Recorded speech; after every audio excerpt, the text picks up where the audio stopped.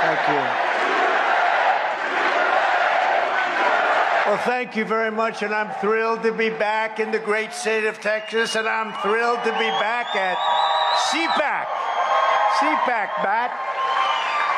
The proud patriots here today are the beating heart of the conservative movement. That's true, the beating heart. It all started for me at CPAC, by the way. I don't know if anyone was there a long time ago, but they are incredible, and the job that's been done is unbelievable. You are the loyal defenders of our heritage, our liberty, our culture, our Constitution, and our God-given rights. You never stop fighting for America, and I will never, ever stop fighting for you. Won't happen. Thank you.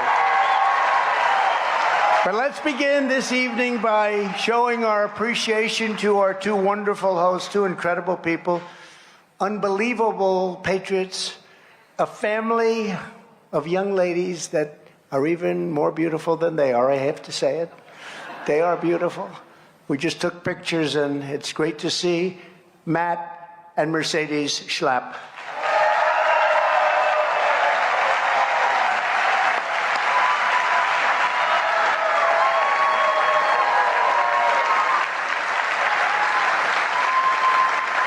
Great job. Great job. Really incredible. Thank you, Matt. Thanks, Mercedes. And let's also show our appreciation to everyone at the American Conservative Union who helps to put this event on. It's an incredible event, including all of the hardworking activists who dedicate their lives to preserving a thing called American freedom. They're incredible people. Thank you, everybody. We're also grateful to be joined by Representatives Ronnie Jackson, my doctor. Dr. Ronnie. Where's Ronnie? Where's Ronnie? Oh, he was the White House doctor. He was a great doctor. You know, he was an admiral, a doctor, and now he's a congressman. And I said, which is the best if you had your choice? And he sort of indicated doctor because he loved looking at my body. It was so strong, powerful. But he said, I'm the healthiest president that's ever lived. I was the healthiest. I said, I like this guy. I don't know who the hell he is at the time. I said, and he said, I'm going to run for Congress. And there were like 48 people running. I said, Ronnie, you've never done this before. You know, he was a great student at Annapolis, a great everything. Everything he did was great. But he said, I'm going to run. I said, well, let's get you into the runoff. You needed two out of 44. And he made it. And then I said, you know, now we're getting close, Ronnie, and let's get you by the rhino. And we got him by that rhino. And here he is, and he's great. We love you, Ronnie. Great job. Thank you. Another one who's a warrior, and he's a friend of mine, an incredible man, Ralph Norman. Ralph, Congressman. Thank you, Ralph. Thank you. Ralph taught me a lesson. He was in a race, and it was so one-sided that everybody said, we don't have to vote for Ralph. We don't have to vote. He's going to win by a landslide. So maybe we'll just go out to dinner, and then we'll go back and watch the results. And so many people didn't vote, but he won. He squeaked. And that was the last time that'll ever happen to Ralph. Right, Ralph? That was a lesson for us all, but he won. He always wins. And Beth Van Dyne, right here in Texas. Right here. Thank you, Beth. Thank you, Beth. A man who's really courageous and a really great guy, and he loves Florida and he loves the country, Matt Gaetz. Where's Matt? Where's Matt?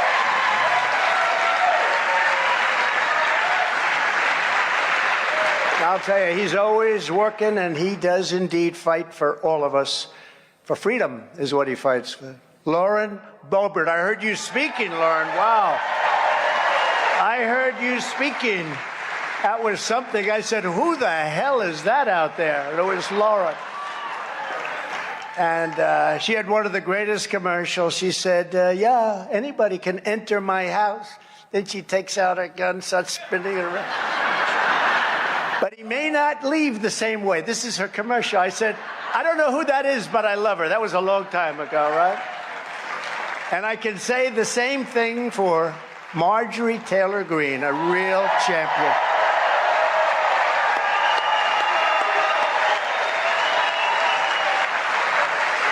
So popular, so popular. Every time we go someplace, they start screaming for you, Marjorie. You know that. Amazing, really amazing. Thank you very much. And you're sitting next to Matt. What a combination those two are. Well, they are something, but they love our country. Congressional candidates. Now, look at this guy. He looks like better than Cary Grant. Do you remember Cary Grant? Today we don't have Cary Grant. So today we have Rosie O'Donnell. And we have... What happened to Cary Grant and Clark Gable and Errol Flynn? But we have a guy that looks just as good as them. And he's running, and he's going to win. Bo Hines. Bo, where's Bo? Where is this guy? Hi, Bo. Great football player, too. Great student and a great football player. And Kevin Kiley. Kevin, where's Kevin? Great job, Kevin. A man who's one of the hottest politicians in our country, married to an incredible woman, and respected so much in North Carolina. And anybody that sees him or knows him, they immediately say, there's a man that we want representing us, Lieutenant Governor, North Carolina, Mark Robinson. Where's Mark?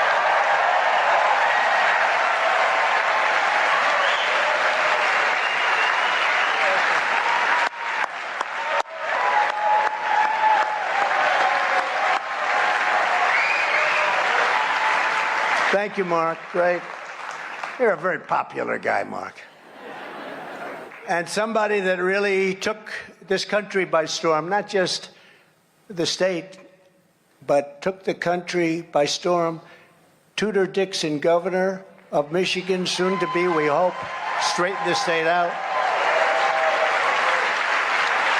Tudor is fantastic. Tudor, great. You know, she recently lost her father, very recently, and he's looking down. He's saying, oh, I'm so proud of my daughter. I had met him. I guess that was his last meeting, right? And they were at Mar-a-Lago, and his father was incredible. Great steel person. He was somebody that knew what China was doing. He knew more about China, what they were doing to us, and devastation. And we put on those tariffs, and those tariffs work so good. I hope they don't terminate the tariffs, Tudor. But your father's looking down on you right now, and he is so proud. He can believe it, you know. He can believe it. It's not like he can't. He can, because he knew you better than anybody. So congratulations. Go get him. Go get him. She's running against a woman whose husband didn't obey any of her orders. She's the shutdown queen, but everybody was shut down but her husband. He was out there canoeing all by himself. Now, normally you wouldn't consider that a bad thing, but when nobody else is allowed to do it, it's not so good. So I think you're going to have a fantastic success, Tudor. Nominee for Michigan Attorney General. Now, I've known him for a long time. He is so tough. People are afraid to even be in the same room with him. Attorney General, he's going to make sure that you're going to have law and order and fair elections and so many other things. He is respected by everybody in that state. Matt DePerno. Matt.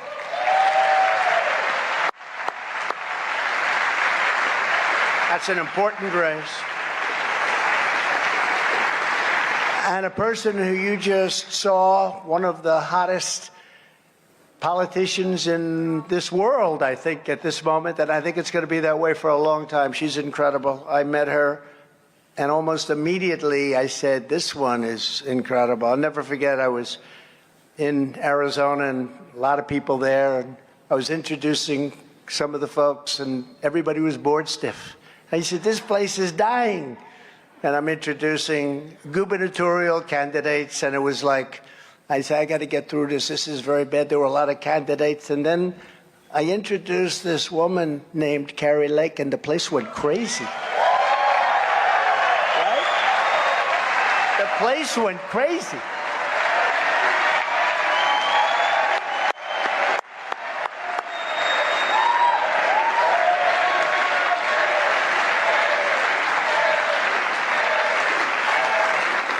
She's an incredible woman. She'll be an absolutely incredible governor, and she'll be looking at everything. They need a good governor out there. They have a rhino who didn't do the job.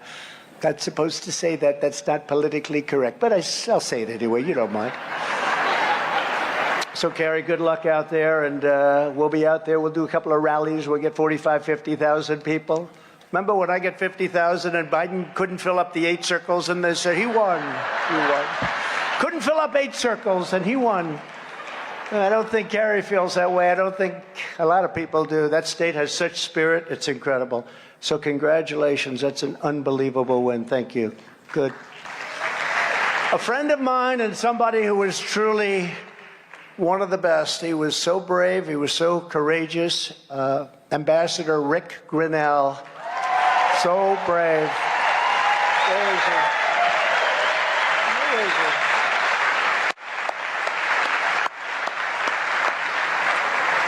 He was great. Another one who's great. He's tough. He's smart. He knows what's happening.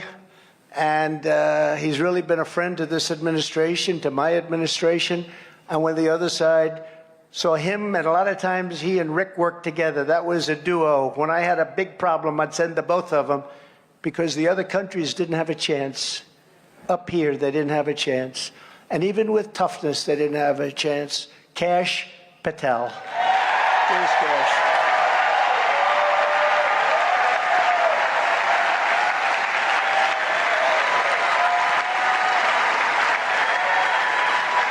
Great job, Kash. Thank you, and thank you, Rick. Chairman of the Japanese Conservative Union, Jay Aiba, and also Glenn Beck. Glenn Beck. Thank you very much. So I lost a great friend, and as you know, the Prime Minister, what a great gentleman he was, what a great man he was. We had an incredible relationship. There was nobody really like him, and the job he did for Japan. So he's right now on greener fairways. You know, he loved golf, and he could play golf too. He was good, and we had a lot of fun together, but we made a lot of great deals for the United States and for Japan. The relationship was incredible, and he is a man who will be greatly missed, greatly missed. I want to thank you for your incredible support also, because I just walked in the door and they told me I had this straw poll.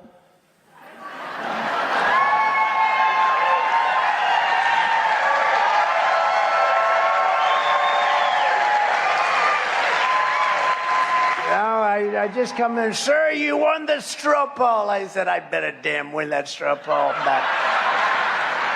Now, and done by McLaughlin. You know, the McLaughlin brothers are fantastic pollsters, so it's an honor. And I guess we had 69% and 99% approval. Why couldn't I get 100? Why? 99.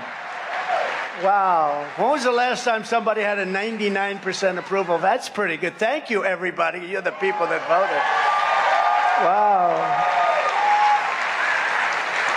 And second place was 24%, and then you had them down in 1, and most of them didn't get anything. And not that I want that to happen, of course, but it's okay if it does.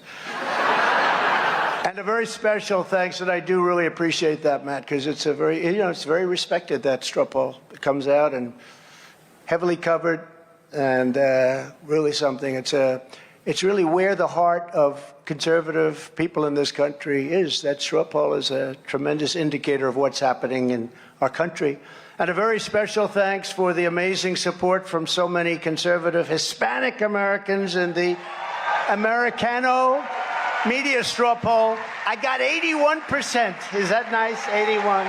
With a second place finisher, I don't even know who it is. Second place finisher was at 16%. That's pretty good. So I want to thank you very much. The Hispanic people are incredible, and they have really embraced the Republican Party. I say actually they've embraced me, not really the Republicans, but I won't say that because I don't want to get myself in trouble with Matt. But they really are. They're incredible people. They're hardworking, unbelievable. But I've been watching CPAC for years, and as you know, it used to be very divided. You had Ron Paul, and great guy Ron Paul, a little different, very much like his son Rand, who I also like a lot. But Ron's a little different, a little difficult, like Rand.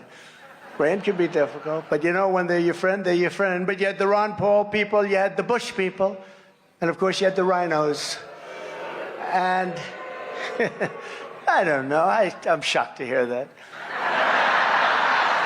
But now there's a great feeling of unity. You know, when you see poll numbers like that, 99% approval, there was no such thing. There was no such thing. And when you see those numbers, there's a great feeling of unity, not only CPAC, but I think, Matt, in the Republican Party. I think we have to do what we have to do to bring our nation back, right? So as we gather tonight, our country is being destroyed more from the inside than out.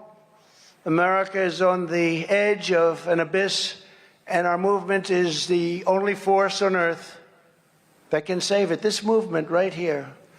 What we do in the next few months and the next few years will determine whether American civilization will collapse or fail, or whether it will triumph and thrive, frankly, like never before.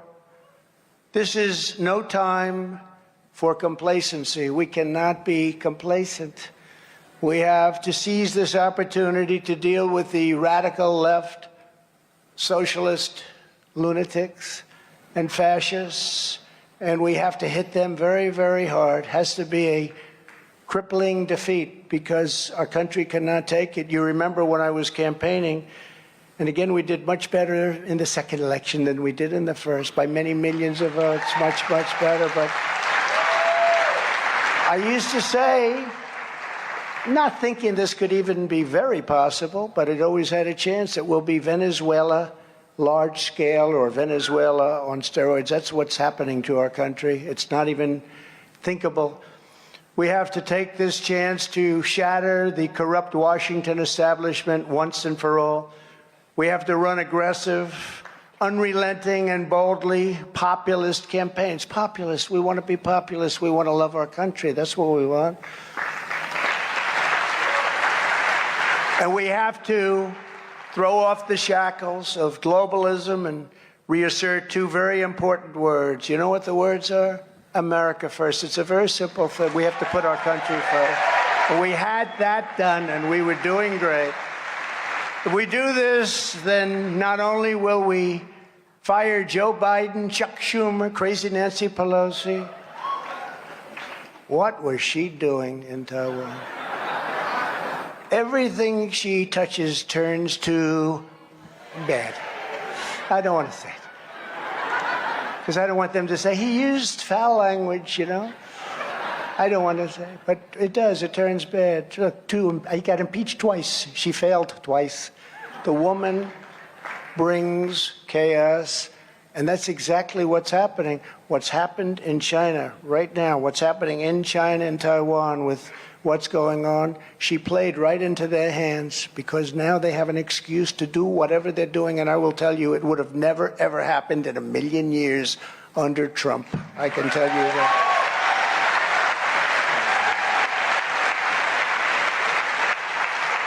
We played right into their hands, but we will save our nation and American power. Prosperity and prestige will come back, and it'll come back strongly.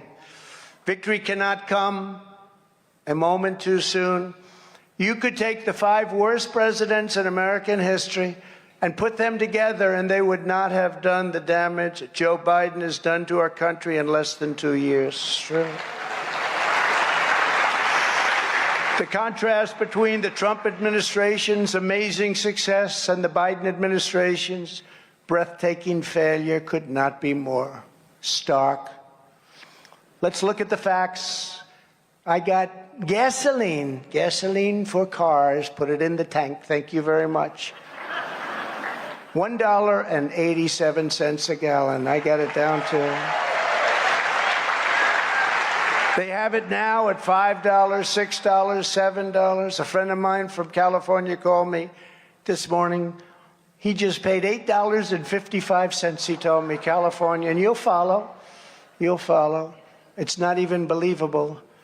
With the help of our great Texas oil and gas workers, we achieved American energy independence, and we were even energy dominant, and we were going to be double the size of Russia and Saudi Arabia combined. We were going to be energy dominant. Now the United States is becoming a beggar for energy. We're begging.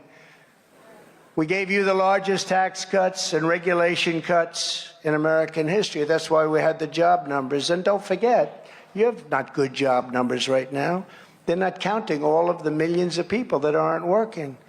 If you looked at the real numbers, that 3.5 would be double that. Maybe some people say triple that. The radical Democrats now intend to impose the biggest tax hike. Think of this, the biggest tax hike in bad times in American history. This will be, what they're doing right now, the biggest tax hike in the history of our country, the exact opposite of what I did. And they're working feverishly to pile on more regulations at levels never seen before. I asked a lot of the big companies, a lot of the biggest and best businessmen, what's more important, the big tax cuts that I got for the country to get it going? And we never had a country going like we had before the China virus came in. We never had anything like it. And then we did it again.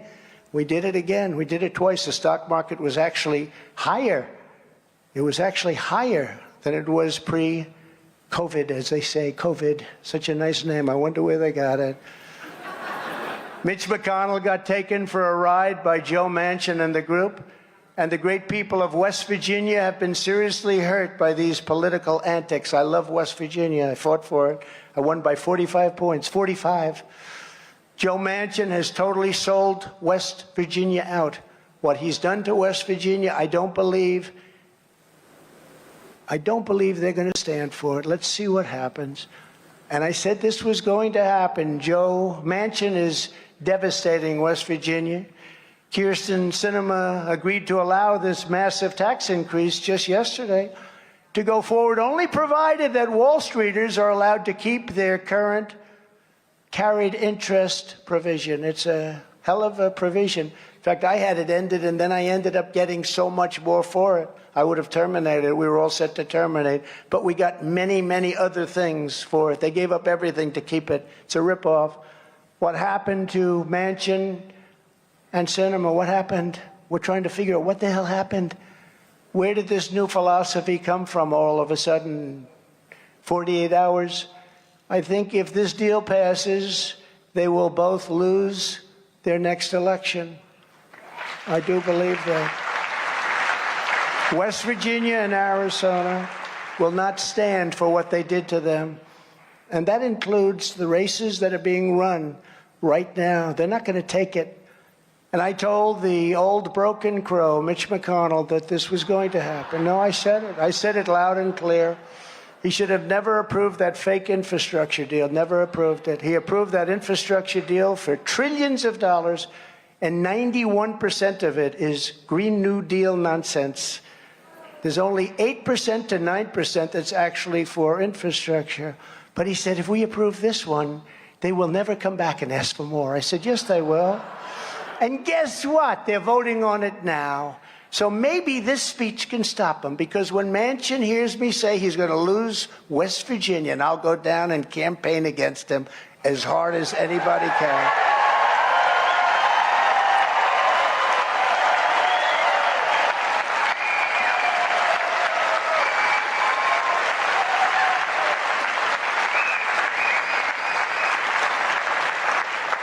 And when Sinema does that to Arizona, and I will tell you, we have a person that I believe is going to be the next governor. I don't think she's going to stand for it. I don't think she's going to stand for it. You know, it's interesting with Manchin. So I got along with him very well. He wanted to know Jerry West could get the Presidential Medal of Freedom. I said, Jerry West, great athlete. Could Bob Cousy get one too? Yeah, Bob Cousy, great, right? Everybody agrees he's great. But I got along with him fantastically well. Couldn't have been better. He called me all the time. We had a good relationship. And he said when the impeachment hoax started, I would never vote against you. You're a great president. I will never vote against you. And when we were counting up the numbers, which we won very easily, by the way, but when we were counting up the numbers, I say, one Democrat I know for sure will never vote against me on impeachment is Joe Manchin. So they're taking the votes, and he voted against me. I said, oh, he must have made a mistake. Perhaps he didn't know what they were doing. But I said to Mitch McConnell that he will do this, and he will hurt our nation, And he will hurt the Republican Party, and he will hurt independents, and he's going to hurt the Democrats. He's going to hurt everybody. But Mitch McConnell has hurt our party very badly. Should have never happened. And I said it, and I said it publicly when they approved that horrible infrastructure deal, and then they go and they do this. And they're not finished yet. You know, they still have a little time left. But McConnell is the most unpopular politician in the country, even more so than crazy Nancy Pelosi. And something has to be done. He raises large campaign contributions for senators, and that's how he holds onto his power. And even I tell some of the senators who I'm very friendly with, which is most of them, you saw the vote, they call, they say, what do we do? You know, all of a sudden they're offered 20, and it's hard for them to raise money. But McConnell will offer them $20 million because he raises all this money, and he offers them to many of the senators, not all of them. And they'll call me, what do I do? What do I do? I said, take the money. Take it. It's all right. Don't worry about it. He'll end up where he ends up. Take the money. They need it. But it's not a good thing. And under the Trump administration, we had the greatest economy in the history of the world. We had no inflation. We had no inflation. It was just, nobody could even believe it. They wrote books, and they're writing books on it. Biden created the worst inflation in 49 years, 9.1%. I believe it's much higher than that, by the way. And it's going higher, costing families nearly $5,000, and now they're estimating $6,000 to $7,000 a year. Think of that, $7,000 a year. After the pandemic, we handed the radical Democrats the fastest economic recovery ever recorded, the history of our country ever recorded. They've turned that into 2 straight quarters of negative economic growth, also known, despite their protestation to the contrary, as a recession. And just hope that the recession doesn't turn into a depression, because the way they're doing things, it could be a lot worse than a recession. And the labor force participation is the worst in many, many decades. That's the number that you have to look at. I rebuilt our military, including our nuclear capability, and we hope to God we never have to use it. But I rebuilt it. They had equipment, and they had rockets, and they had bombs that they had no idea if they even worked. They were so old. It's all new or newly renovated, and the power is greater than any power ever in the history of our country, but in the history of this world, and we just hope it never gets used. And we created a thing called Space Force. They smiled at it. Biden smiled at it. And it's turned out to be so important, not, as you know, in Space Force, not for 79 years since Air Force has anything like that been done. 79 years, Air Force was the last one, now it's Space Force. Remember the first day they laughed at it, oh, Space Force, they thought they were going to end it, and the public went crazy, because you people know much more than they do. They surrendered our strength and our everything, our dignity, and turned Afghanistan into the greatest humiliation our country has ever seen. Not the fact that we were leaving, because I was the one that got us down to a small number of soldiers, but we were going to leave with strength and with dignity, and we were going to keep Bagram, not for Afghanistan, but because China's nuclear plants are 1 hour away, where they make their nuclear weapons, 1 hour away. It's one of the biggest airfields anywhere in the world. It cost us billions of dollars many years ago. I was going to keep Bagram. And you know who's occupying Bagram right now? China. And the fake news doesn't want to mention it. But the way we left was a virtual surrender. When you leave, you don't take your soldiers out first. You take your soldiers out last. After the Americans get out, and you take your soldiers out after your equipment is taken out. And all of that was happening. This is the most incredible blunder, and the fake news doesn't want to write about it because that's bad for them. Look, you don't even hear about so many bad things. You don't ever hear about them anymore. We created the safest border in U.S. history by far. By far. And now it's the worst border ever in history. There's never been a border like it, and that includes, in my opinion, third world countries, because there's no third world country that would allow millions of people to pour in. They have no idea. Last month, 141 countries were represented, not just your three plus Mexico. 141 countries were represented with people that came in illegally. We're going to be paying a price for this for many years to come in terms of terrorism and crime. We ended catch and release. We deported record numbers of illegal alien gang members, and we built hundreds and hundreds of miles of border wall. In fact, we completely finished our original border wall plan, despite 2.5 years of horrible Democrat-inspired lawsuits and litigation. And I won all of those suits. And then we started and we did some job, and that gave us these incredible numbers that, frankly, everyone talks about today. And the number of people coming in, that's not 3 million or 4 million. In my opinion, it would be anywhere from 10 to 15 million people this year. 10 to 15 million people. We have no idea who the hell they are. We then added much more of the border wall, and most of that got finished too. 3 weeks was all it would have taken, 3 weeks, and it would have been completed, the extra addition that we added. The border was the best ever. Think of it. It was the best ever. I went to Mexico, and I said to the president of Mexico, who I like a lot, he's a socialist, but I even like a couple of socialists in the world, about 3. But I said, President, you're going to have to give us 28,000 troops to protect our border while we're building the wall. No, I cannot do that. No, but you have to. No, I cannot do that. And we started a negotiation. A woman from the State Department, good woman, she said, you won't ever get any of these things. I said to the Border Patrol, who's fantastic, by the way, give me your top 10 things. True. I said, give me your top 10 things that you want. And they gave me 10, and the woman looked at me. She laughed. She said, sir, I've been dealing in Mexico for 25 years. You won't get any. I said, no, I'll get them all. I'll get them all. Guaranteed. Guaranteed I get them all. And she's smart. She was a good woman, by the way, but she's been doing this for 25 years. She said, you won't get anything. And what happened is the top representative came in. We met in front of this woman and others. And I said, you're going to have to give us 28,000 troops. You're going to have to do a thing called remain in Mexico. In other words, people can no longer come into our country. You have to remain in Mexico. Hundreds of thousands of people remain in Mexico. And 8 other things, which were in many ways probably worse, right? Probably worse. And I remember he laughed at me. He said, we won't do this. He thought I was crazy. I said, no, you're going to do it. You will. You do. No, we won't do it. We will not do that. We're not going to give you troops free.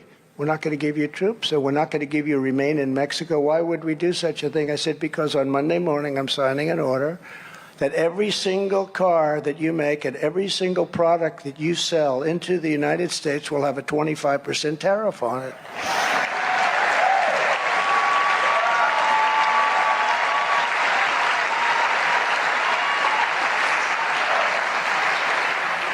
And he said, may I leave the room to make a call? I said, yes. 5 minutes later, he comes back. Mr. President, we would be honored to supply you with 28,000 soldiers. We would be honored to accept hundreds of thousands of people all over Mexico and remain in Mexico until we check them out. It was pretty amazing. We got all 10 things. It took about 5 minutes. It took longer to create the piece of paper that he had to sign than it did to win the negotiation.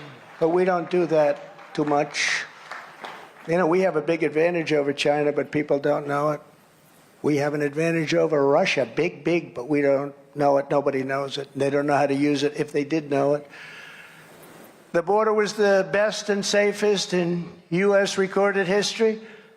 They've turned it into a nightmare so quickly. The election was rigged and stolen, and now our country is being systematically destroyed.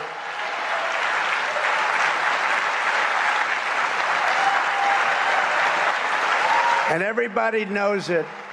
And this corrupt January 6th of unselect people. They're unselect. They never comment when I use the unselect committee, but this corrupt group of people. These are the same people that went after me for the impeachment hoax, number one, number two, the same people, Adam Shifty Schiff, the same people. They look into the mics, then they lose, and then they go on to the next one.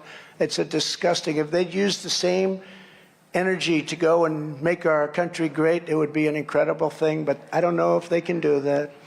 But I ran twice, I won twice, and did much better the second time than I did the first, getting millions and millions of more votes than in 2016, and likewise getting more votes than any sitting president in the history of our country by far. And now we may have to do it again. We may have to do it again.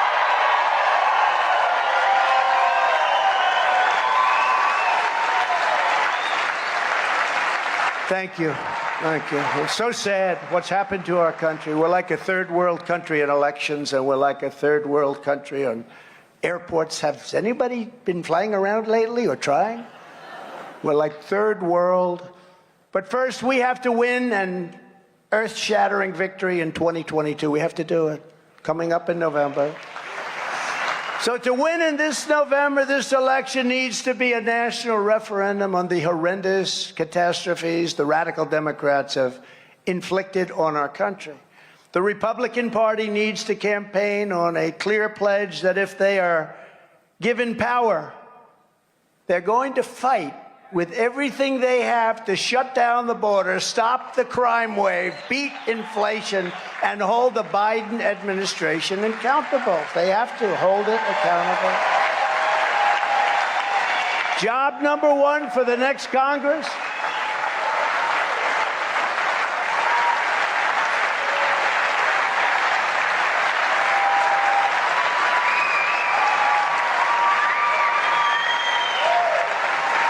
Thank you very much. Job number one for the next Congress and the next president will be to restore public safety. People are walking outside and getting shot in the head because of the radical left's merciless crusade to dismantle law enforcement in America. Our country is now a cesspool of crime like it's never been before. They've never seen anything like it. Other countries are talking about it. We're talking about democracy. Isn't it great? And then they say, you had 7 people killed in Chicago this weekend. You had 68 people shot. That's not democracy. That's not what we stand for. Savage criminals are being released on cashless bail to continue their violent rampages against the United States of America. Entire communities are being torn to shreds with stabbings, shootings, stranglings, rapes, and murders. On that little piece we showed you, did you see the man with the knife in the back? Did anybody see that? I looked at it. I didn't notice it the first time, and I looked at it tonight. I'm getting ready to come on. A knife right in somebody's back. The streets of our Democrat-run cities are drenched with the blood of innocent victims. Gun battles rage between bloodthirsty street gangs. Bullets tear into crowds at random, killing wonderful, beautiful little children that never even had a chance. They're struck and they're killed, and carjackers lay in wait like predators, hunting their prey. They want that car, they're going to take that car. In California, people are leaving the trunks of their cars open so criminals don't smash the windows when they try to rob their valuables. They leave the trunk open so that they don't break the car and break the back of the car when they try and steal the tire and whatever in the trunk. So they just leave it open, take it, but please don't destroy my car. In Los Angeles, burglars are stalking people back to their homes to clean out the entire house at gunpoint. They follow them. They live in Beverly Hills. They live in some nice community. They follow them back, and they go into the house, and they do things that you don't want to know about. And this has to stop, and it has to stop now.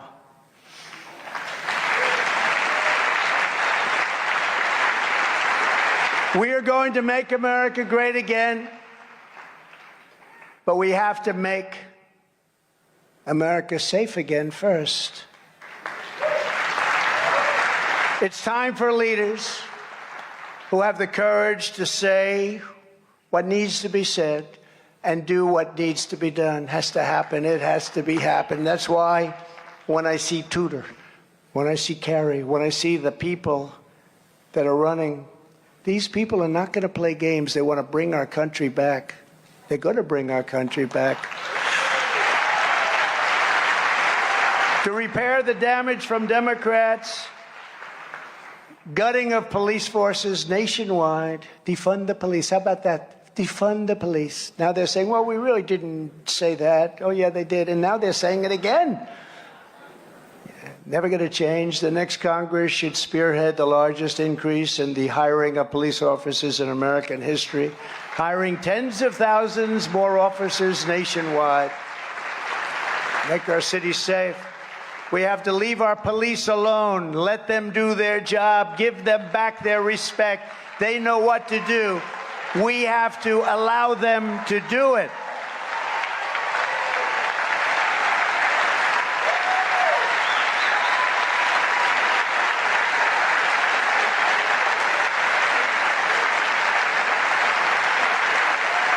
You know, when I came out here a little while ago, I have a consultant, and he's a very nice person. He's a rhino.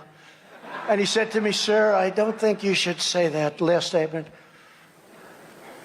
I don't think you should say it. It's really not good. I don't think it'll be that popular. I said, what? You mean the fact that we should let police do their job? Sir, I think it's probably not going to be received well. I don't care. You have to let them do their job. He's a rhino, but he's a nice person. We'll probably keep him on the payroll, you know. We need to return to the tried and true strategy of a thing called stop and frisk. We have to take the guns away from people that are criminals.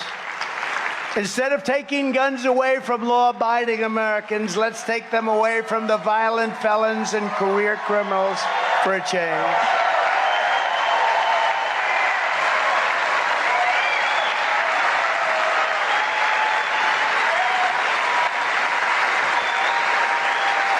And we also need a no-holds-barred national campaign to dismantle organized crimes. These are street crimes.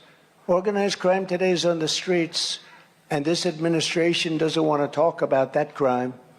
They want to talk about what they think are other crimes, and many people say they're not crimes. We have to round up the drug dealers, the gang members, and the dangerous offenders, charge them for their crimes, and get them either out of our country and back to where they came from or put them behind bars. If you look at countries throughout the world, there's another thing. Please don't say it, sir. Please, sir. I've been doing this for 30 years, sir. Then I looked at his list of wins. It's not too good, I must say. Please don't say it, sir. If you look at countries throughout the world, the only ones that don't have a drug problem are those that institute the death penalty for drug dealers. That's it. Right?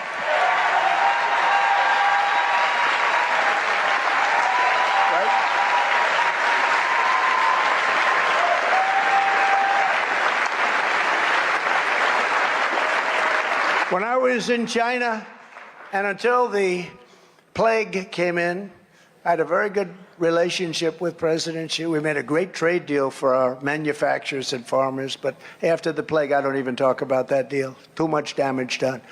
But I had a great relationship with President Xi of China. Strong man. You could go all over Hollywood. You couldn't get an actor to play the role of President Xi. He's a great guy in many respects, but he's not too in love with our country. I can tell you that. But I said very innocently, do you have a drug problem? First time I met. And he looked at me like, what kind of a stupid question is that? No, I said, President, do you have a drug problem in China? No, I don't have it. Why would we have a drug problem? I said, well, what do you do? Oh, quick trial. Quick trial. I said, what's a quick trial? Quick trial is they bring drug dealers quickly to trial, and if they're guilty, It's immediate execution. Now, it sounds horrible. Sounds horrible. It does sound horrible, but every drug dealer in this country, they say on average, will kill at least 500 people. Some people think it's much higher than that. So you would stop it. And I believe if you instituted the death penalty for drug dealers, traffickers, I believe that drug dealing would go down 50% on day one. 50%. I really believe that. I think it goes down the day you institute it. I'll tell you one thing, if I'm a drug dealer, I'm going to say, no thanks, I'm going someplace else. And so are other people. In Singapore, you see what's going on in Singapore? Very rich society, very powerful on drugs. They have no drug problem whatsoever. A lot of money, plenty of money to buy drugs. They have no drug problem. They have the death penalty for drug dealers. Other countries likewise. We form blue ribbon committees where we put our great First Lady, Melania. She's in charge. We have a blue ribbon committee headed by the First Lady and very nice people, fine, fine people, dilettantes, socialites. If they ever met a real killer drug dealer, if they ever met El Chapo or any of these people, I think that would be the end of them. They'd say, I'm not doing this anymore. But we have blue ribbon committees headed up by great people that really are well-meaning. And and I will tell you, our First Lady did a good job. She worked hard. And we got drugs down 19%. That's great. But you know what that is? That's like nothing. And today it's worse than it's ever been because the border's so open that not only people are coming through, and bad ones, criminals are emptying their jails into our country, but drugs are coming into our country at a level that we've never seen before. Fentanyl coming in from China. You know, I was with Xi and I said, listen, you can't send fentanyl, you can't do it. They were really cutting down. They were really cutting down. Things were going really well. And then this tragedy happened in November, 2 years ago. A tragedy. It was a tragedy for our country what happened because of what's gone on. All they had to do was leave everything in place. This place was going so good, and they couldn't help themselves. What a sad thing. But when I see these blue ribbon committees, it's just, and everyone wants to get on. Could I get on the blue ribbon committee, says the local architect?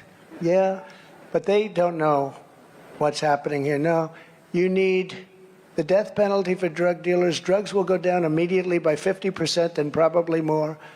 But you have to mean it, and you have to mean it. And when you look at China and other places, they don't have a problem. If they had that problem, they wouldn't be doing what they're doing right now. And they weren't. They had this problem many, many decades ago. And other countries, far smaller, were able to invade them and take them over because everybody was suffering from drugs. And they said, we can't do this. So it's not very politically correct to say it, but you'll save millions and millions of lives. Last year, we lost probably 250,000 people to drugs. 250. There's no war. If you were at war, these are numbers that are bigger than war numbers. 250,000. They say it's 100,000. I say it's much more than that. It's probably much more than 250,000. But you also have destroyed millions and millions of families throughout our nation because of drugs. In places where there is a true breakdown of the rule of law, such as the most dangerous neighborhoods in Chicago, the next president should use every power at his disposal to restore order. And if necessary, that includes sending in the National Guard or the troops.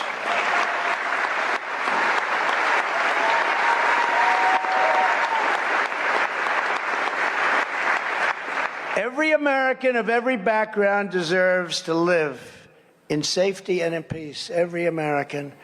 One of the things that we were saddled with, and one of the hardest decisions I had to make when I looked at some of these cities that were run by Democrats going so bad so fast, I wanted to send in the Guard, I wanted to send in the troops, and sometimes I did. In Minneapolis, I sent in the troops and saved the place.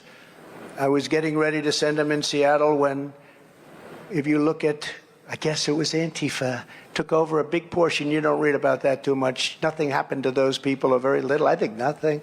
But they took over a big portion of Seattle. The troops were ready to go in, and they heard that. All of a sudden, they decided to leave. Thank you very much for leaving. But, you know, the president is not supposed to be doing that. The president is supposed to do it at the request of the governor. Well, when the governor was a Democrat, or the mayors are Democrats, they don't want any help under any circumstances. Very much like on January 6th, where I offered Nancy Pelosi and the mayor of D.C.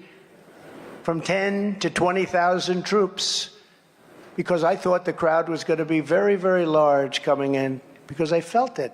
You could see it. And they turned it down. And if they didn't turn it down, and Kash Patel is a witness, right? I think I can say you're a witness, but we have many other witnesses to that. From 10 to 20,000, they turned it down. And had they not turned it down, you wouldn't have had January 6th as we know it. But the president is not supposed to be sending in it at will. I think the next time, either we're going for a very quick change or we're sending them in, because we're not going to let Chicago, New York, Los Angeles, Portland is, they don't even, when the storefronts, they don't even use new storefronts. You know what they do? They just put up wooden barricades now for stores, for the few remaining. Places are burned out Hulk, and nothing happens to those people that have destroyed that place, that city. It's also time to take back our streets and public spaces from the homeless and the drug addicted and the dangerously deranged. Because no civilized society can allow this depravity and squalor to continue. You can't let this happen. Places like San Francisco, the backyard of Nancy Pelosi. She, by the way, has a big wall around her house. You know that, right? But it's so bad. It's gotten so bad. People are leaving. Nobody wants to have office space there. Who would want to have an office space when you're walking through a lot of people that are unfortunate and, in many cases, very sick, mentally ill? It's actually dangerous to walk into your office. If liberals think that it's somehow compassionate, then you're going to have to let them invite the homeless to camp in their backyards, in their homes, and ruin their property and attack their families and use drugs where their children are trying to play. And all of a sudden, that'll stop very quickly. The only way you're going to remove the homeless encampments and reclaim our downtowns is to open up large parcels, large tracts of relatively inexpensive land on the outer skirts of the various cities, and bring in medical professionals, psychiatrists, psychologists, and drug rehab specialists, and create tent cities. You have to have it. They have tents right now. They're living in tents with holes in them. You don't have time to build buildings. You can do that later, but you have to get the people off the street. We have to reclaim our cities. And now you'll have people that will be taken care of. We'll have doctors, we'll have everything. And we have to relocate the homeless until they can get their lives back and then come back to where they want to be. And we'll bring a lot of them back. They will come back. But right now, nobody's coming back. You have no medical help. You have no nothing. It's so dangerous, those streets. Los Angeles is so bad. San Francisco, every city that's run by Democrats, so bad. We want them to succeed. We want people to succeed. But they cannot be allowed to turn every sidewalk and public park into their personal campground. It's so dangerous. As everyone here in Texas knows firsthand, there is another horrific disaster we must confront if we want to restore safety in our country. At long last, we must stop the invasion at our southern border. It's an invasion. Our country is being invaded.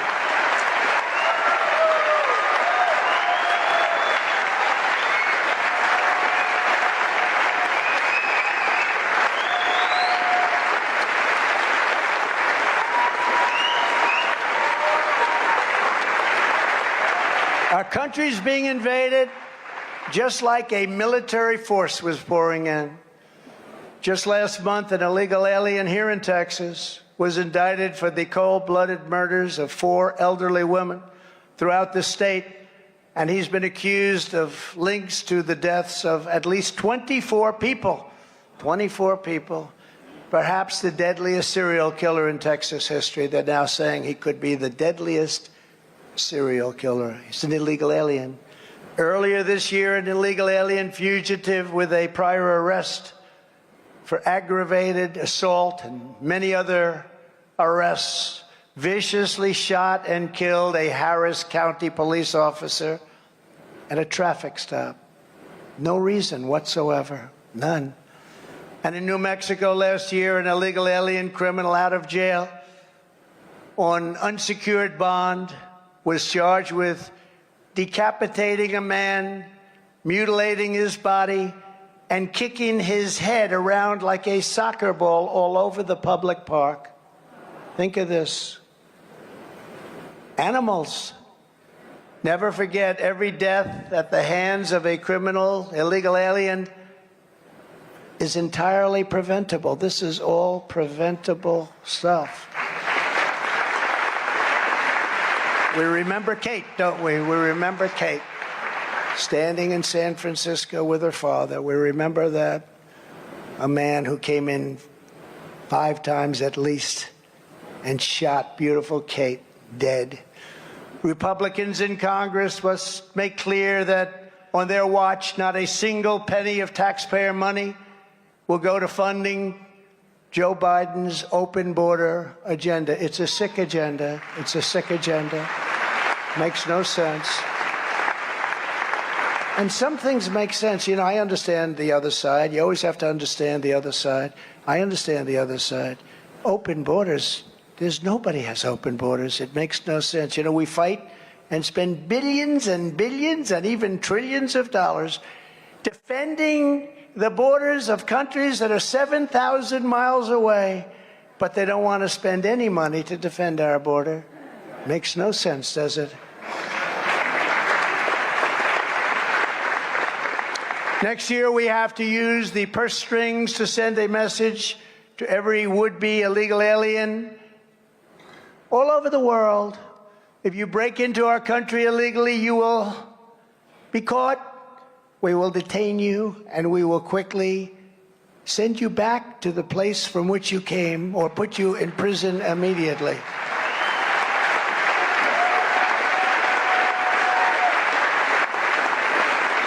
And we did that. We told people, remember at the beginning we had these big caravans. We didn't have the caravans, and now they're starting at caravans. Nobody's ever seen anything like it.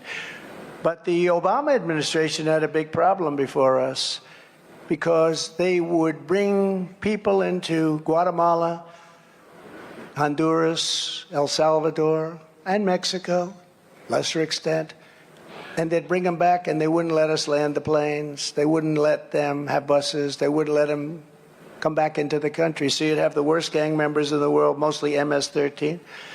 And if they came from Honduras, we couldn't get them back. And I had some incredible people in my office, Border Patrol people, guys like also Tom Holman and Mark Morgan. And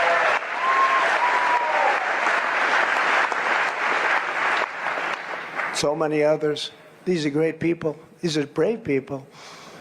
But they'd be in and they'd say to me, tell me, we can't bring them back, sir, because the country won't allow. I said, really, why won't they allow? They won't allow. They don't want MS-13 back in their country. They force them out. They put them into caravans. They force them out. And why wouldn't they? How smart. I mean, you don't have to be. They don't want them in their country. So what happens, I said, all right, good. How much money do we pay those 3 countries? Sir, we pay them $750 million a year. It's a lot of money, right? It's peanuts compared to what we pay to some, but $750 million. I say, that's all right. Put out a notice immediately that we're stopping payment. We're not going to pay anymore. And they said, sir, I don't think it'll work. We tried everything. That's why we kept them here, because we couldn't get them out. That's all right. You let them know we're not going to pay any more money to them. The following morning, I had calls from the 3 presidents of the country. President, there seems to be a problem. Our funds have been cut off. Yeah, they've been cut off because you wouldn't allow these people back.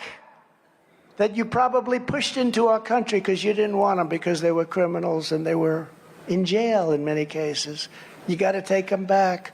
Oh, President, this was just a minor misunderstanding. We would love to have MS-13 come back into our country. And they took them back, and we couldn't get them out of here fast enough, I will tell you.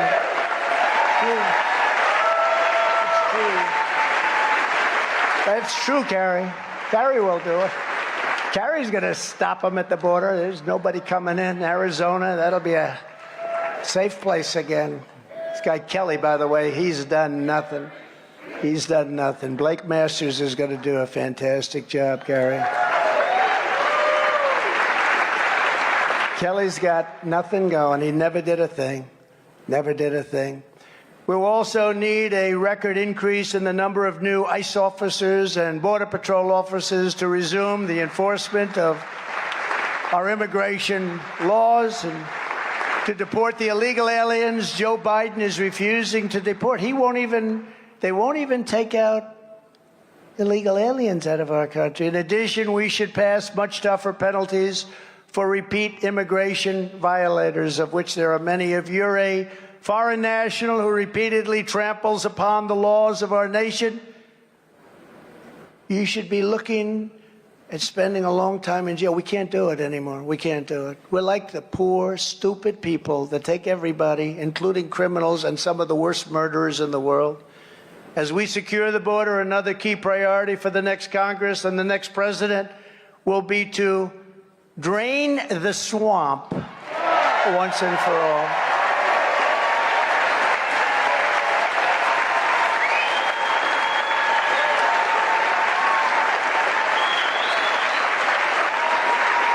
To remove rogue bureaucrats and root out the deep state, Congress should pass groundbreaking reforms, empowering the president to ensure that any federal employee who is corrupt, incompetent, or unnecessary for the job can be told, "You're fired." You ever hear that? You're fired. Yeah, fired. Our current appeals process to remove these bureaucrats, people that can really be bad, they can even be thieves. You can catch them stealing large sums of money. You have to go through a 3-stage appeals process, which takes on average 5 years per stage. 15 years, you'll be gone. You'll be out of office by that time. In other words, to fire someone who is doing a bad job if the government wins will take more than a decade under the current system. Almost all politicians won't start that process because they'll be gone and they know it. You know, a lot of politicians, they go to Washington, they're all set, and then they get caught up with people that say, "Hey, I'll be here a hell of a lot longer than you will." And the politician just goes about having nice dinners. We can't do it anymore. We got to run this country properly. Because it's time to clean house in Washington, D.C. And we did a lot of it, but nobody knew the deep state was that deep. We did a lot of it. As we take power out of Washington, we also need to take power back from the left-wing lunatics who are indoctrinating our youth.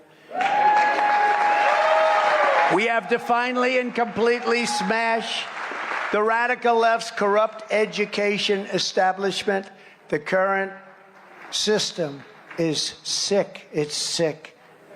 We have the lowest scores almost in the world, and we spend more per pupil than any other nation. School prayer is banned, but drag shows are allowed to permeate the whole place. It's okay. You can't teach the Bible, but you can teach children that America is evil and that men are able to get pregnant.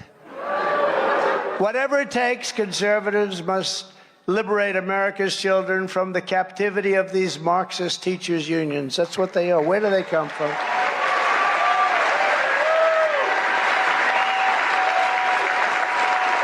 Yeah, where do they come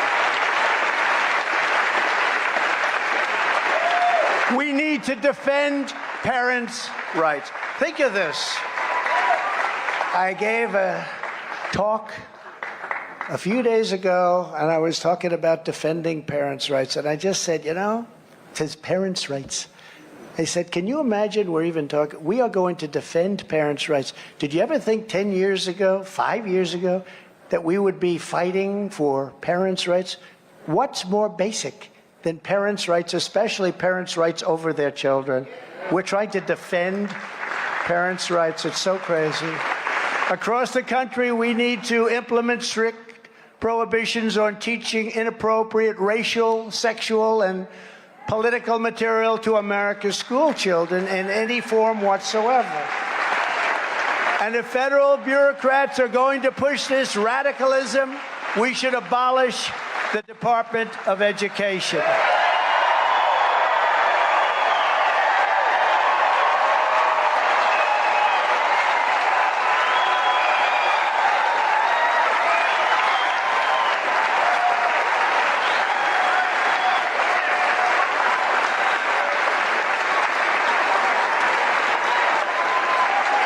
And we will keep men out of women's sports.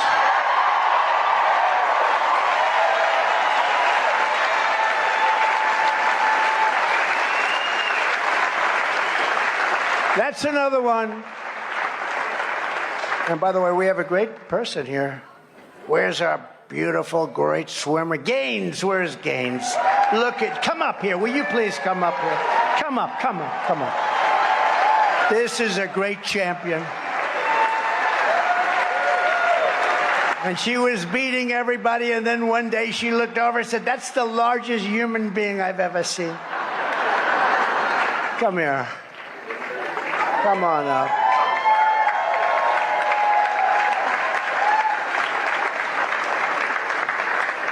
She's been so brave, because a lot of people say you can't talk about it. They told me, please don't mention that, sir. It's not politically correct. And I did. About 3 weeks ago, the place went crazy. It was the largest applause I've ever heard. Come on up here. Look at this. Look at this.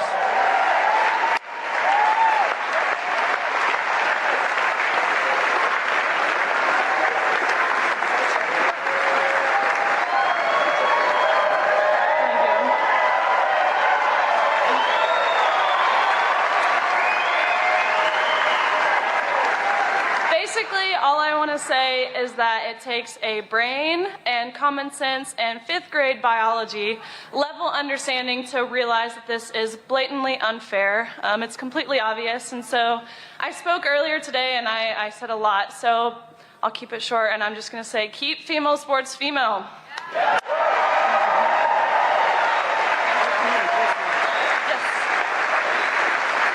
Just to show you how ridiculous it is.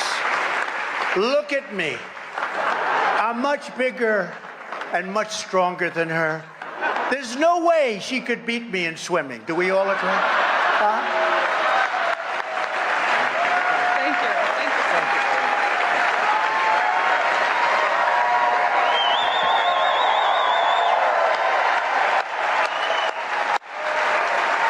you. Now, I'd have a little trouble. It wouldn't be pretty. I wouldn't invite too many friends to that one, but how ridiculous is it, really? How ridiculous is it? The weightlifters, they're lifting numbers, they're breaking the records by hundreds of pounds. It's ridiculous. And no teacher should ever be allowed to teach transgender to our children without parental consent.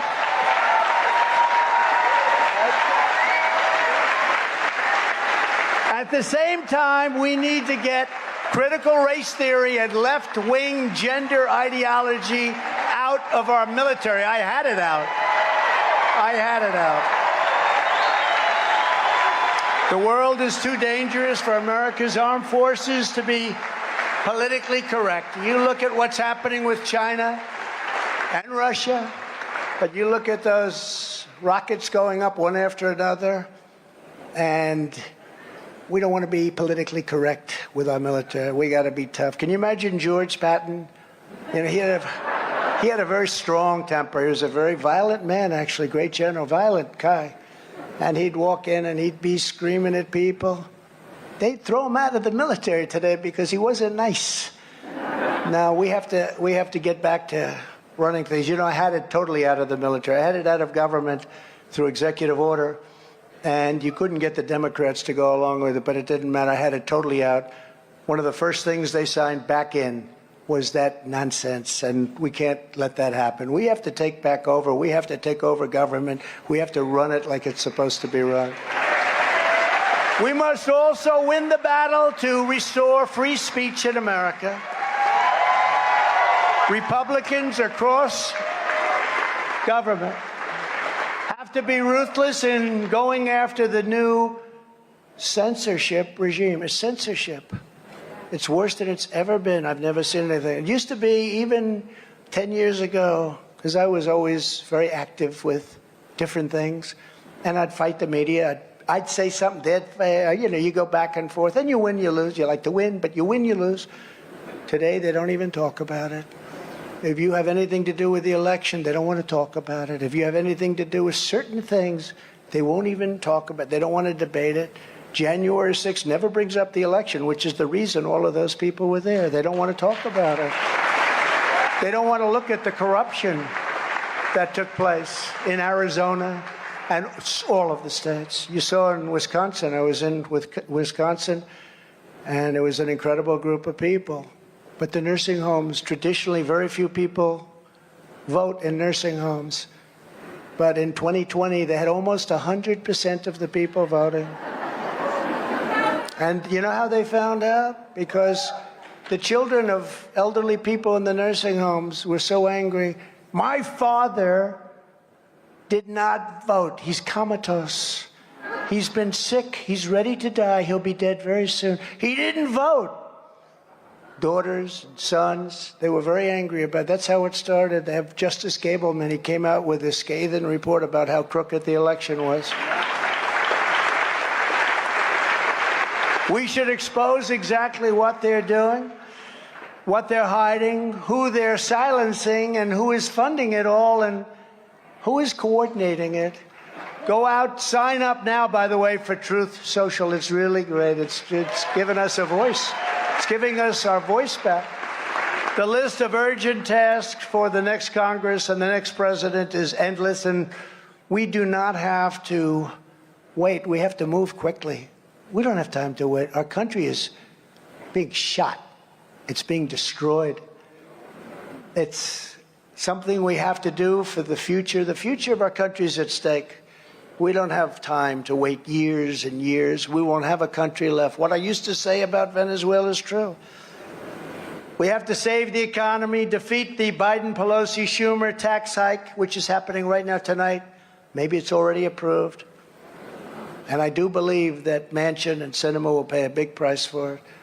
But think of it. This is the only group. They want to do the biggest tax hike in history for Green New Deal stuff. And they're just destroying us when everyone's doing so poorly, on top of the gasoline, on top of the bacon, which is quadrupled.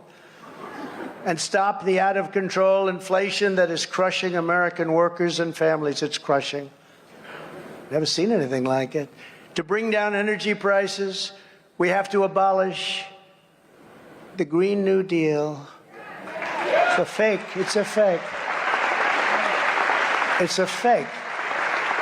And, you know, we had the cleanest air and the cleanest water in decades in my administration, and yet we were producing more energy, more oil, more everything than we've ever done before. Instead of begging for oil from Iran and Venezuela and other distant foreign nations, we should be pumping it from Pennsylvania, North Dakota, Louisiana, and if you don't mind, Texas, if you don't mind.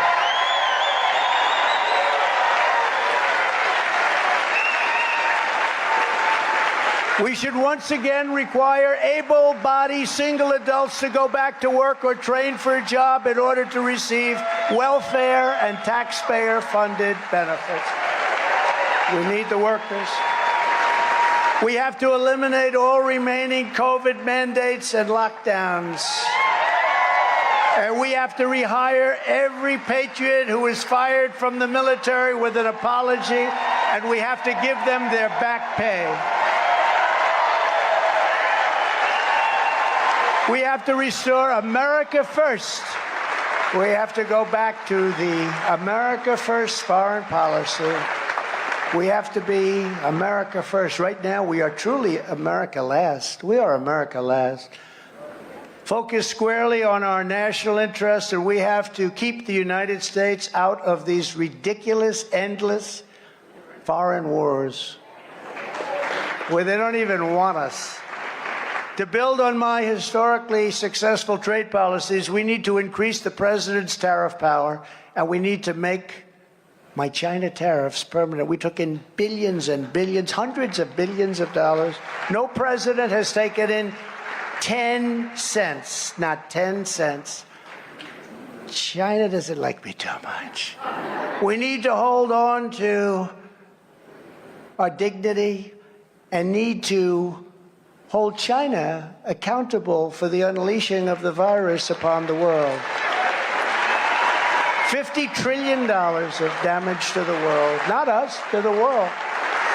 And we need to rapidly reduce our dependence on China and other foreign nations by bringing our supply chains, factories, and critical industries back home where they belong, like it used to be. Back to the future, you know, back to the future.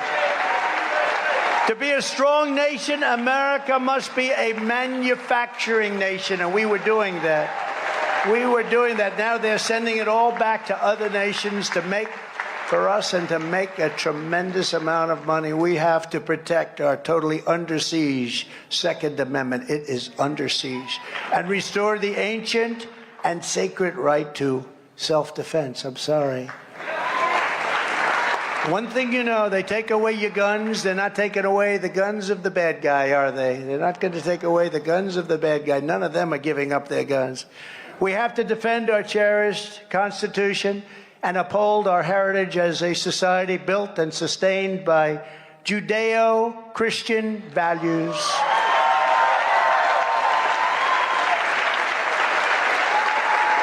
And we have to restore one standard of justice in America. One standard of justice. So unfair what's going on. The weaponization of law enforcement for political purposes must end. It must end immediately. There is massive prosecutorial misconduct going on right now all over our country, the likes of which has never been seen before. They've never seen anything like what's going on right now. Look at all the people who are in prison or whose lives have been destroyed on January 6th, destroyed. A protest over a rigged and stolen election that nobody wants to look at, while others are allowed to burn down cities and violently and viciously kill people and nothing happens to them. How about that? Prior to January 6th, I recommend it strongly. We mentioned it briefly before, but I have to say it again, that the National Guard or troops be brought in, but it was turned down by the D.C. mayor and Nancy Pelosi. We would have never had a problem from 10,000 to 20,000 troops. Is that a correct statement, Cash and Rick and everybody? They were all there. Thank you. They were all there. Nobody wants to talk about it. They never bring it up. It's not that they don't. You know what else they don't want to talk about? How about that phony story? I'm sitting in the back of the Beast. I wasn't sure if I should be honored because I felt very strong. And I had these two big, strong Secret Service guys, and one guy could lift 350 pounds, no problem. And I said, take me to the Capitol. Oh, sir, can't do it. So I grabbed the steering wheel to commandeer the car. And he rebuffed me, she said. He rebuffed. Interesting word. He rebuffed me, yeah, like this. He rebuffed me. So my hands fell around another powerful guy, strong as hell. I know these people. These are very strong people. It's just not my deal. And I started to choke him. I felt, you know, when the story came out, some people said, I never knew you were that strong physically. And then they said I started throwing food all over the White House. No, I have too much respect for the White House. But that somebody could sort of believe, you know, that you could.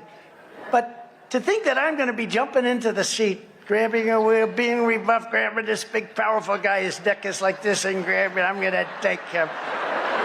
Oh, boy, oh, boy, oh, boy. Well, we have to put... And guess what? The Secret Service put out an announcement, which they never do, put out an announcement that it never happened, which everyone knew anyway. But they won't interview anybody from the Secret Service because they don't want to hear that. And I still see the Times writing about it like it's something that happened. They don't want that. They haven't called anybody from the Secret Service to put them on the stand. It's a disgrace what's going on. It's a one-sided witch hunt that continues and continues.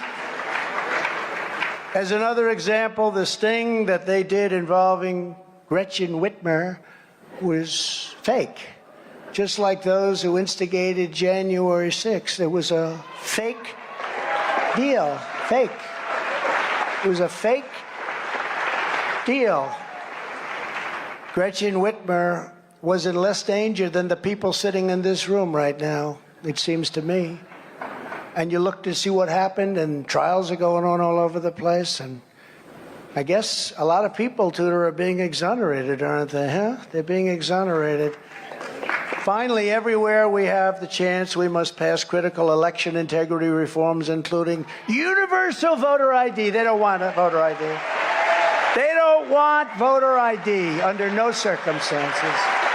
We don't want voter ID. There's only one reason they don't want voter ID, because they want to cheat. They don't want citizenship confirmation. We don't care if you're a citizen. We want everybody to come in and vote. Think of it, those two things. No more fake drop boxes. You see the drop boxes. In one case, 100% of the vote went to Joe Biden, 100%. And you saw 2,000 mules. I hope everybody saw it.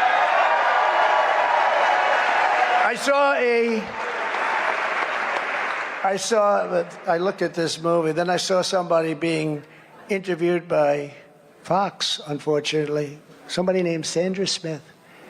And they talked about this whole scam. Don't forget, the cameras have them, and these are government cameras. Some of them were discarded by people illegally, but these are government cameras. The government, and they talked about it, well, they saw it. They saw the stuffing. They saw everything, looking up for the cameras, the way they came in. They have it perfectly on tape. And she looks and she goes, oh, that was debunked. It wasn't debunked. How did they debunk it, Mike? They didn't debunk it. There was no debunking. It was debunked. What's debunked? They have it on camera. Well, the woman in Georgia that took the massive number of ballots from under the dress of the table, right? And now government's apologizing to her. Oh, how could she have been so horribly treated? It's very interesting. That one's a very interesting one because, remember they said there was a water main break. A water main break, everybody out. They don't talk about the real facts. Everybody out. You got to get out. They all run out. Then a short time later, a small group comes back in. They go right for the table. They don't go back to the machine where they were, which would be more normal. They go right for the table. The dress, they lift that dress up. They grab that group of ballots, thousands of them, putting them in again and again. And then they said nothing happened. Bill Barr didn't want to be impeached. He didn't want to be impeached. How do you not get impeached? Nothing happened. I thought the election was fine. The rather respected Bill McSwain, you know, the respected U.S. attorney from Pennsylvania, McSwain, called me, wanted my endorsement because he was running for governor. I said, I wouldn't endorse you for dog catcher because you didn't, and I didn't like saying this, because you didn't do what you should have done, which is go into the election for it. Sir, I wasn't allowed to. Why? Bill Barr wouldn't let me. I said, put it in writing. He did. He wrote me a letter. I put the letter up, but they don't want to print the letter. A very strong letter that Bill Barr would not let him look into corruption fraud. In Philadelphia, one of the most dishonest election places in the country. In Detroit, the single most dishonest, they found nothing wrong. It's a shame, but we want no private money pouring into local election offices anymore. Think of this Zuckerberg. He put in $417 million, Matt, $417 million. And Matt knows because he was involved in Nevada. Matt wasn't really, he was sort of on the edge. He could have gone either way. And then he got involved in looking at Nevada. He said, this is the most corrupt thing I've ever seen. But we had a Democrat judge. He refused to even look at the case. The case was ironclad. He looked. This case is over. It's a shame what's happening to our country. A shame. Our goal should be same-day voting with only paper ballots. That should be our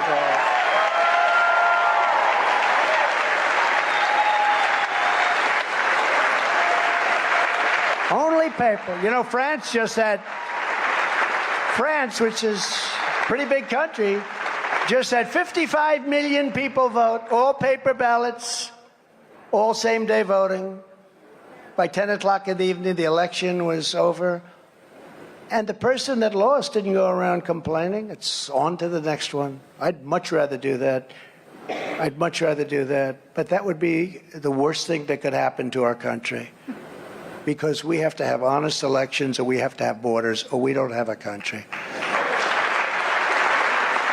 And if we do all this, if we stop the crime, secure the border, save the economy, defend our culture, and take back our democracy, then America First conservatives will be rewarded with a governing majority that will transform American politics forever. We're at such an important point.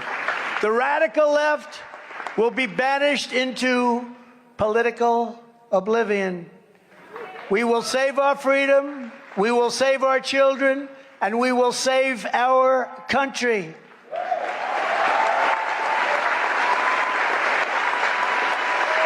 But the task will not be easy.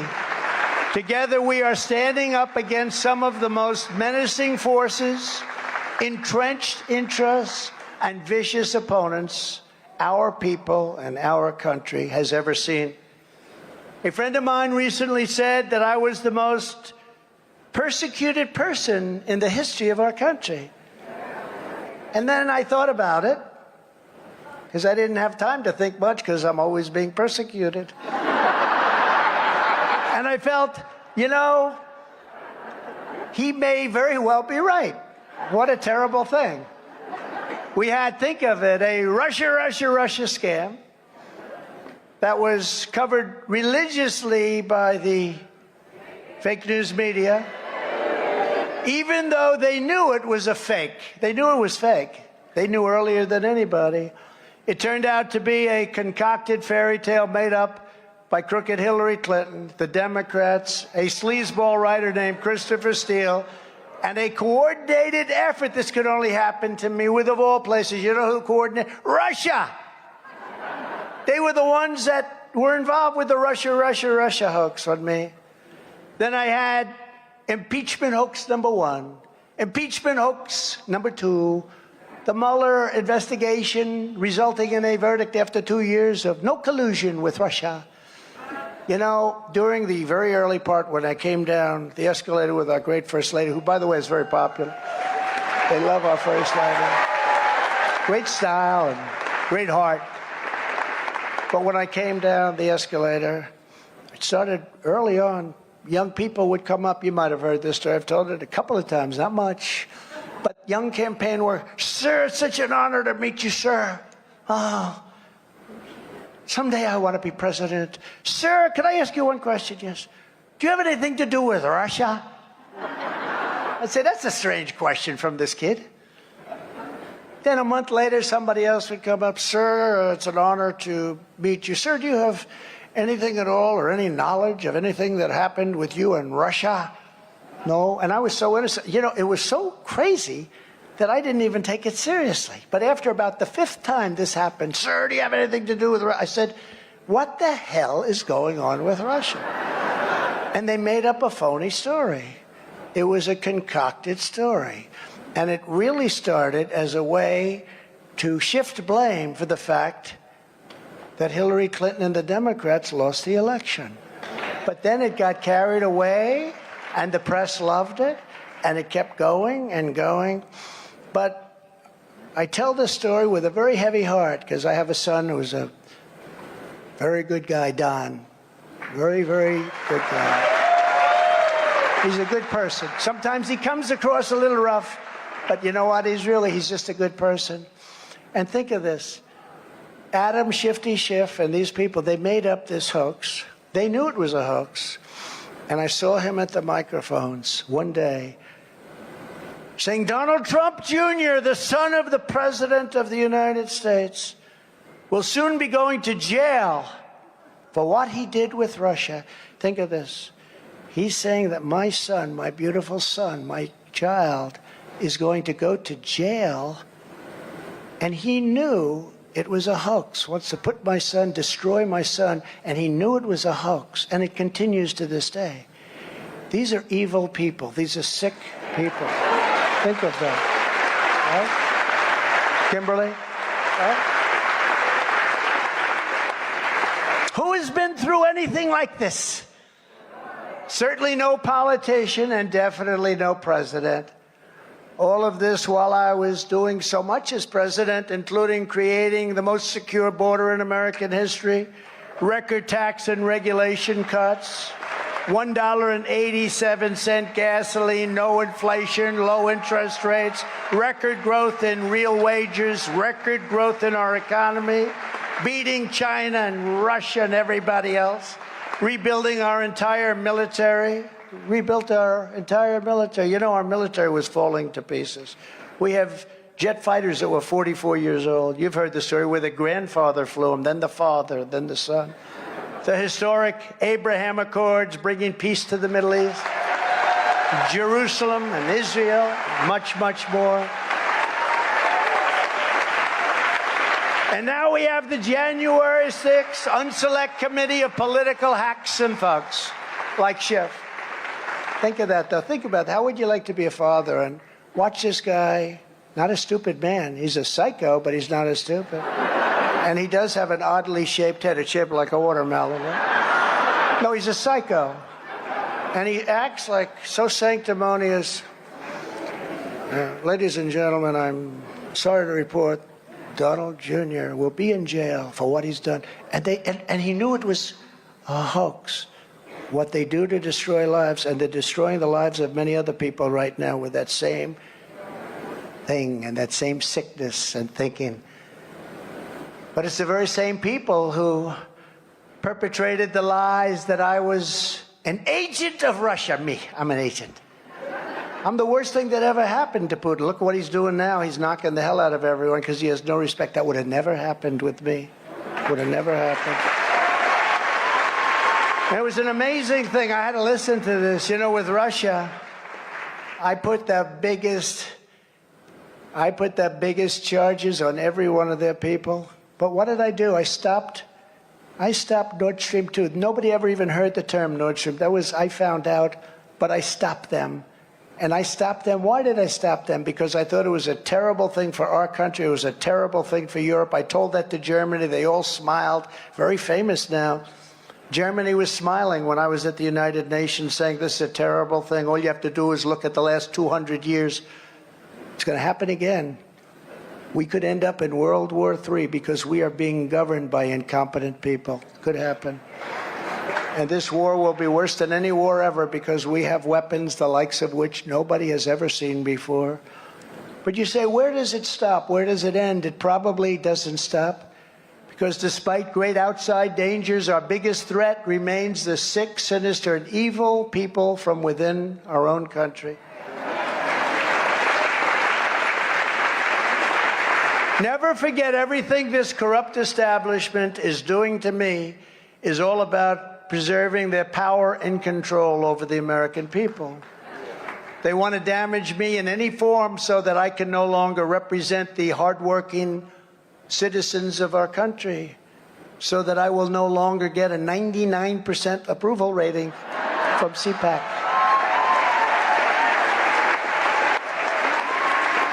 I heard Matt protested. He said it can't be 8. It came out at 98. This is a story. I don't know if it's true, but Matt will tell you someday. He protested. He said, that's ridiculous. It can't be. So they went back and they checked all the facts, and it went from 98 to 99. Is that a true story? And that was McLaughlin. You know, that's a great, legit firm. That was McLaughlin. He said, can't be, that's too hard. It doesn't look right. We'll check it again, 99. But they don't like that. The other side doesn't like that much, man. And the fake news media is totally complicit in all of these things that are happening. If I renounced my beliefs, if I agreed to stay silent, if I stayed home, or if I stayed in my basement, the persecution of Donald Trump would stop immediately. That's what they want me to do, but I can't do that. And I will not do that because I love our country and I love the people of our country so much.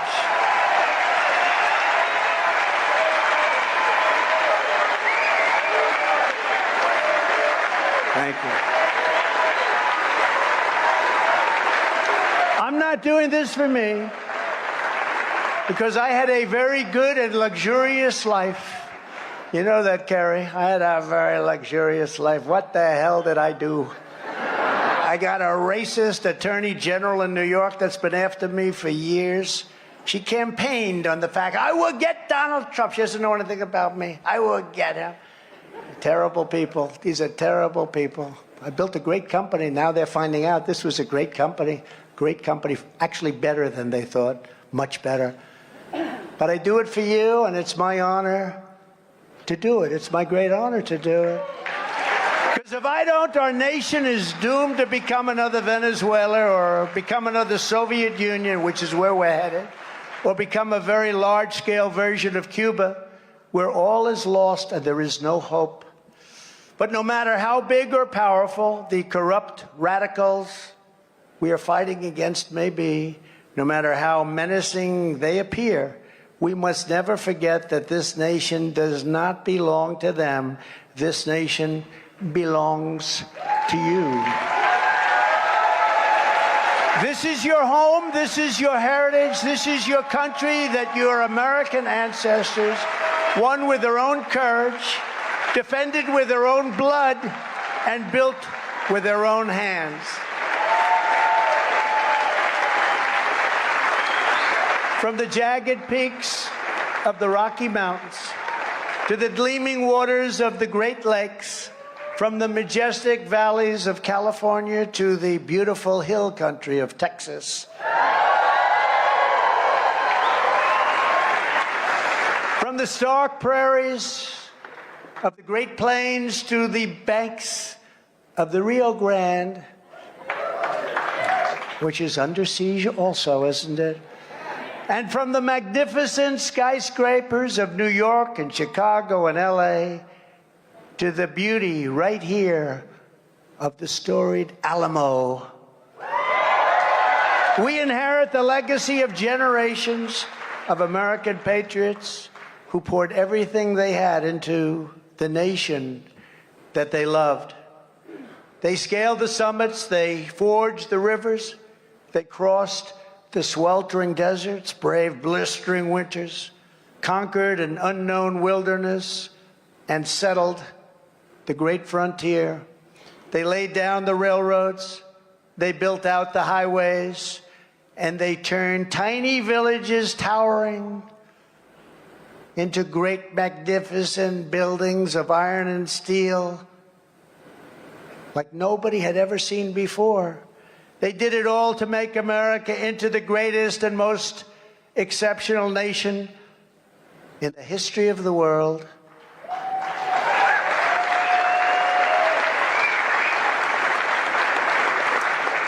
But now we are a nation in decline.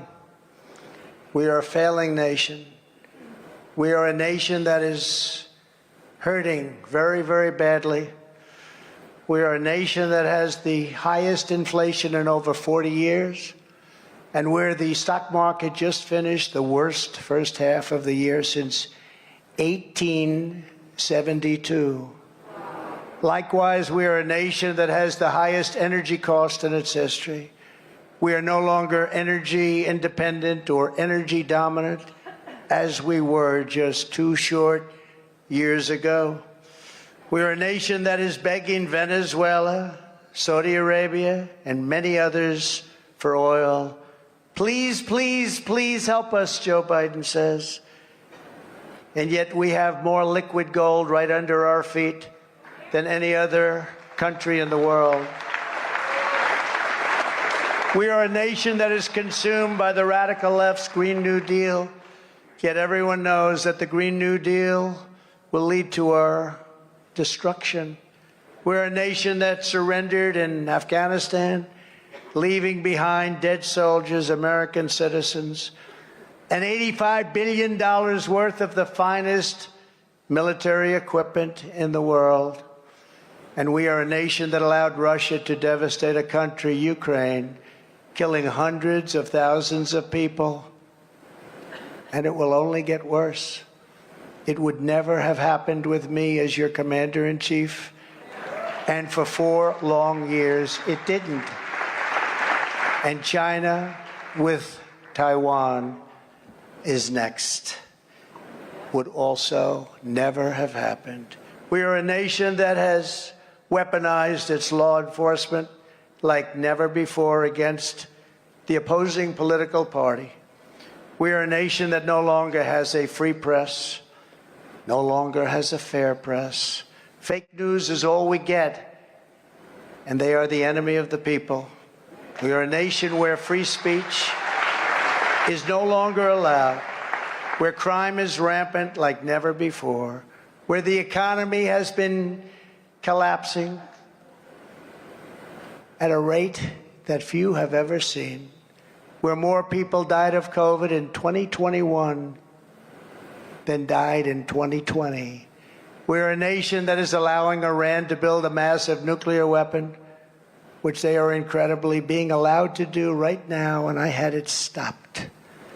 And China to use the trillions and trillions of dollars it has taken from us prior to our administration, and it's happening again, to build a military that will more than rival our own. And just 2 years ago, we had Iran, China, Russia, and North Korea in check, and they weren't going to do a thing against us, and everyone knows it. And perhaps most importantly, we are a nation that is no longer respected or listened to around the world. We are a nation that in many ways has become a joke. We are a nation that is hostile to liberty, freedom, and faith. We are a nation that allows men to play sports on women's teams and to dominate them. We are a nation whose airports are a disaster, whose flights never leave on time, and whose passengers are stranded all over the country. We are in many ways a third world nation.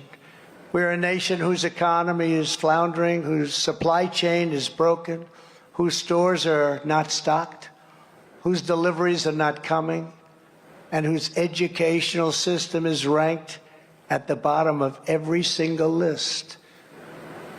But we are not going to let this continue. 2 years ago, we had the greatest in our nation. We had something that was so incredible. We had the greatest people in our nation fighting like they've never fought before. They had spirit. They had hope. But we will soon have that greatness again. We will soon have that greatness again. America's comeback begins this November, and it will continue onward with the unstoppable momentum that we're going to develop on November 2024, because that's the big one. We are going to keep on working. We are going to keep on fighting. We're going to keep on winning, and we are going to get our country back. As long as we can not lose our spirit, our movement will never be defeated. This is the greatest movement, MAGA. This is the greatest movement in the history of our country. Greatest in the history of our country. There's never been anything like it. Probably you could say it's the greatest or one of the greatest in the history of the world. And it's interesting because sometimes I'll make a comment and I'll be challenged so strongly by the fake news. But they never even challenged me on that. I've never been challenged. I look at them right now, a lot of viewers watching. They've never challenged me. It's the greatest movement in the history of our country by far. And it will only get stronger with each passing day. And with the help of all of you here tonight and the millions of patriots all across our land, we will make America powerful again. We will make America wealthy again. We will make America strong again. We will make America proud again. We will make America safe again. And we will make America great again. Thank you very much. Thank you. Thank you very much. God bless you all. Thank you.